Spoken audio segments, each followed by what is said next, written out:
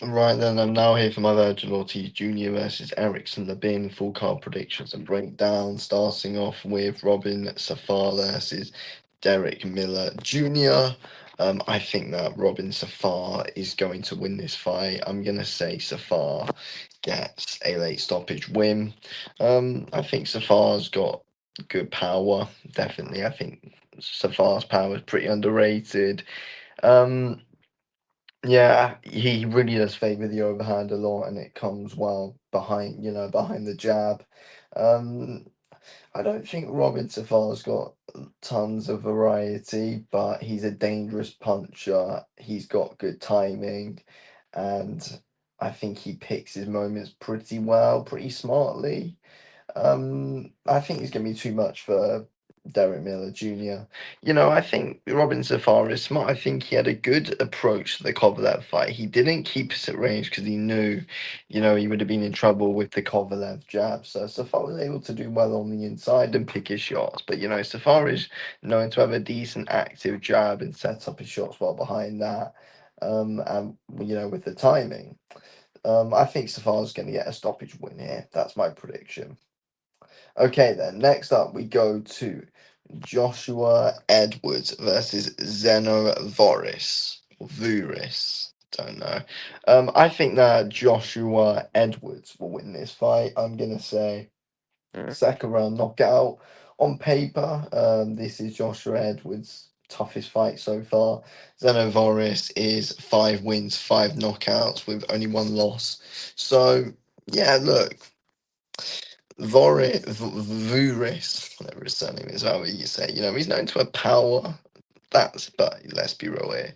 Who's he actually knocked out? Joshua Edwards should absolutely run through this guy. Yeah, I always like what I see from Joshua Edwards when he fights. Very quick footwork. I think his footwork is very good. Got decent head movement as well. Yeah, awkward jab. He's got an awkward style, Joshua Edwards. I think he's a very good up and coming heavyweight who I think's, gonna be very entertaining when we see him in the big fights, which are gonna come in my opinion. They definitely are gonna come. But yeah, so far I like what we've seen from Joshua Edwards. I mean, he hasn't beat anyone of note or anything like that. But again, he's 5-0. He had a good, I think he had a solid amateur career, of course, as we know. But he's got absolutely run through Zenovaris. He's got absolutely run through him. But we've got to see him in these bigger fights soon. I think, you don't need to really, really fully build him up. I think by the time he's 10-0, you can give him a good fight. But let's wait and see. Anyway, next up then we got Amari Jones versus Shady Gamal. Well, Gamma. I can't say these names today. I think Amari Jones is gonna be way too quick for Shady.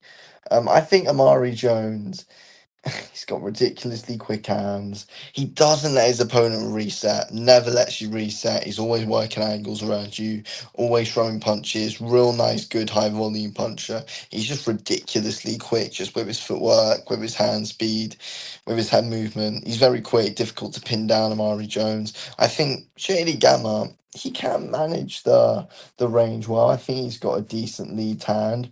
But I think his movement's way too static for someone like Amari Jones. I think Amari Jones will just completely bloody piece him up, to be honest with you. I expect Amari Jones to make pretty easy work out of this one. But again, it could be interesting. Shady can, cause the odd issue behind that lead hand of his. But nah, Amari Jones should be all good here. Stoppage win, I'm predicting. Anyway, next up then we have got Darius Fulcom versus David Stevens. I'm going with Darius Fulcom to win this fight. He's the one who is being built up. He's the one who needs this win. David Stevens, not a bad name to have on the record. Obviously, Darius is coming off a loss. Um, but yeah, I'm not saying names today because my head's just screwed with saying names today.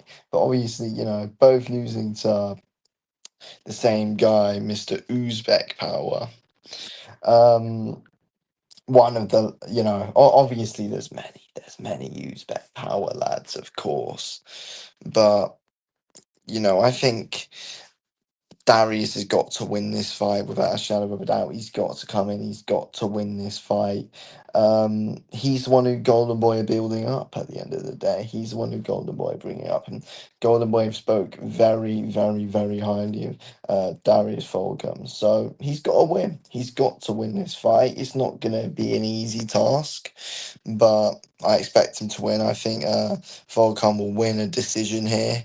Um, I think it's got a potential to be. I think it's got potential to be what I think. Really do Stevens taking the fight to Darius, but I think Darius is definitely the more skilled guy, and I feel like that's what's going to end up being able to get it over the line. But Stevens has ability to be able to cause four-gun problems without a shadow of a doubt. He does, in my opinion. He'll cause him issues. Anyway, next up we've got Vergil Ortiz Jr. versus Erickson Lubin, the main event. Um, I've said how interesting this is in the past. I think it's a very interesting main event. I'm going with Vergil Ortiz Jr. to win the fight, though. I'm gonna say majority decision, Vergil Ortiz Jr.